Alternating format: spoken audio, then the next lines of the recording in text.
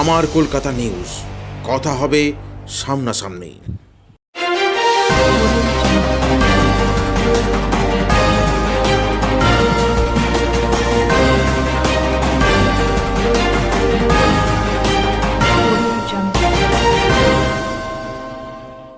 রচনা বন্দ্যোপাধ্যায়ের জন্যই হয়েছিল তার পরিচিতি। জীবন সংগ্রামের কঠিন লড়াইয়ের গল্প তিনি শুনিয়ে এসেছিলেন দিদি নাম্বার ওয়ানের সেটে। তারপর থেকেই এলাকার মানুষের কাছে পরিচিতি লাভ হয় দিদি নাম্বার ওয়ান চপের দোকান হিসেবে। তারপর থেকে বেড়েছে দোকানের বেচাকেনা। এবার রচনার জয়ের জন্যই জগন্নাথ দেবের কাছে প্রার্থনা করছেন দিদি নাম্বার ওয়ান চপ বিক্রেতা উমা রায়। শ্রীরামপুরের মাহেশ জগন্নাথ মন্দিরের প্রবেশের রাস্তাতেই রয়েছে উমাদির চপের দোকান, যে দোকান দিদি নাম্বার ওয়ান চপের দোকান নামে পরিচিতি এলাকায়। দোকানে গেলেই দেখা যাবে রচনা ব্যানার্জির সঙ্গে উমার ছবি। জগন্নাথ দেবের মন্দিরের বাইরে তার চপের দোকানে খেতে এসেছিলেন রচনা ব্যানার্জি নিজেও। শুধু রচনা নয়, খোদ মুখ্যমন্ত্রী মমতা বন্দ্যোপাধ্যায়ও খেয়ে গিয়েছেন উমার হাতের বানানোর চপ। লোকসভা নির্বাচনের প্রার্থীর নাম ঘোষণা হওয়ার পর যখন উমা জানতে পারেন রচনা ব্যানার্জি হুগলির লোকসভা কেন্দ্রের প্রার্থী, তখন থেকেই জগন্নাথ দেবের কাছে রচনার জয়ের জন্য প্রার্থনা করছেন উমা। এই বিষয়ে চপ বিক্রেতা উমা রায় ও তার স্বামী বিশ্বজিৎ রায় জানান, তারা শ্রীরামপুর লোকসভা কেন্দ্রের, সেই কারণে সেখানে রচনা ব্যানার্জি প্রচারে আসবেন না। সেই নিয়ে মনে একটু দুঃখ থাকলেও তারা বলছেন রচনাই জিতবে ভোটে। তারা প্রতিদিন জগন্নাথ দেবের কাছে প্রার্থনা করছেন যাতে রচনা ব্যানার্জি আবারও হুগলি জেলার দিদি নাম্বার ওয়ান হতে পারেন।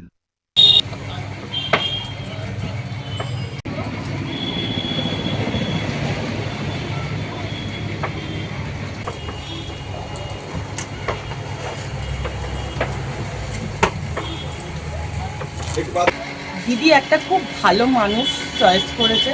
আমি জগন্নাথকে জানাই যে রচনাদির সঙ্গে আমার দিদি নাম্বার ওয়ানে আলাপ হয়েছিল। রচনাদির ব্যবহার খুবই ভালো।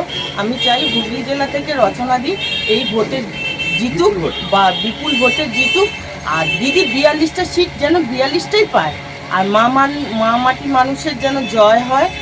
আর রচনা খুব ভালো মানুষ, রচনাদি খুব ভালো মানুষ। আর রচনাদি যেন এই ভোটে জিতে পার্লামেন্টে যেতে পারে, এটাই আমরা চাই। জগন্নাথকে ডাকি যে দিদি যেন রচনাদি যেন এই ভোটে হুগলি জেলা থেকে জিততে পারে। দীর্ঘদিন তো আপনি চপের দোকান চালান এবং রচনাদি শোনা গেছে যে আপনার দোকানে এসেছিল এবং রাজ্যের মুখ্যমন্ত্রীও আপনার দোকানে চপ খেয়েছিল, এমনটা শোনা গেছে, কি বলবেন? দিদি তো বলেছিল চপ একটা শিল্প। তো দিদি এই চপ নিয়ে দিদি যখন এখানে জগন্নাথের রথ হয় তখন দিদি এসেছিলেন এখানে, এসে তখন চপটা পাইনি, জিলিপিটা খেয়েছিল, কারণ সেই সময় আমরা চপ ভাজি না, জিলিপি বিক্রি হয়।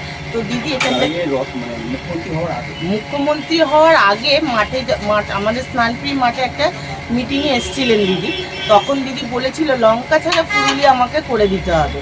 তো আমার হাজব্যান্ড লঙ্কা ছাড়া ফুলুলি দিদিকে 6 পিস করে খাইয়েছিল। দিদি খুব সুখ্যাত করেছিল, বা মুড়ি দিয়ে দিদি ফুলুলিটা খেয়েছিল। রচনাদিও আপনার দোকানে চপ খেয়েছে এমনটা জানা যায়। হ্যাঁ, কি বলবেন? এবং হুগলি আসনে রচনাদি প্রার্থী হয়েছেন, কি বলবেন? হুগলি আসনের মানুষের কাছে আপনি কি বার্তা দেবেন? আমি জানাই যেন রচনাদি এই ভোটেতে অনেক ভোটে যেন হুগলি জেলা থেকে জিতে জয়ী হয় আর কি।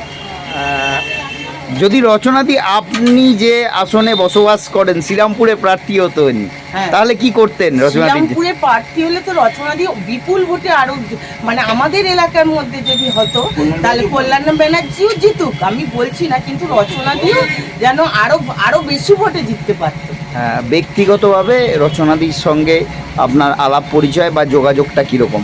ব্যক্তিগতভাবে দেখুন, জিটা এমনই, জি বাংলা এমন একটা চ্যানেল, দিদি নাম্বার ওয়ানে গেছিলাম আমি। তো আমি জানতাম না যে দিদি নাম্বার ওয়ানে যাবো বলে, আমি এটা কোনোদিনই স্বপ্নে ভাবতে পারিনি।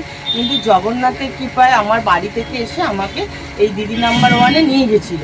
হয়তো আমি ফার্স্ট হতে পারিনি, সেটা আমার এর জন্য, কিন্তু আমি সেকেন্ড হয়েছিলাম।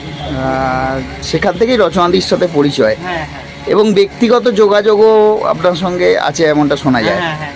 বিভিন্ন সময়ে রচনাদির সঙ্গে যে আপনার ব্যক্তিগত আলাপচারিতা, সে জায়গা থেকে দাঁড়িয়ে ব্যক্তি মানুষ হিসেবে রচনা বন্দ্যোপাধ্যায়কে কী রকম মনে হয়েছে?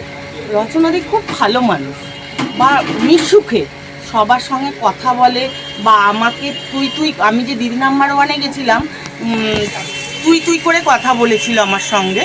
তো আমি দেখলাম ওইটুকুনি, মানে আমি 3-4 ঘন্টা ছিলাম যে স্টেজে, তো দেখলাম যে রচনাদি খুব ভালো মনের মানুষ, বা আমাকে অনেক কিছু জিজ্ঞাসা করেছে, আমার জীবনী সম্বন্ধে অনেক কিছু জিজ্ঞাসা করেছে আমার। একেবারে আপনার সঙ্গে ব্যক্তিগতভাবে দিদি বোনের সম্পর্ক এমনটা। দিদি মনের সম্পর্ক। আপনার এই চপের দোকান কত বছরের এই দোকান? মোটামুটি ধরুন 25-26 বছর।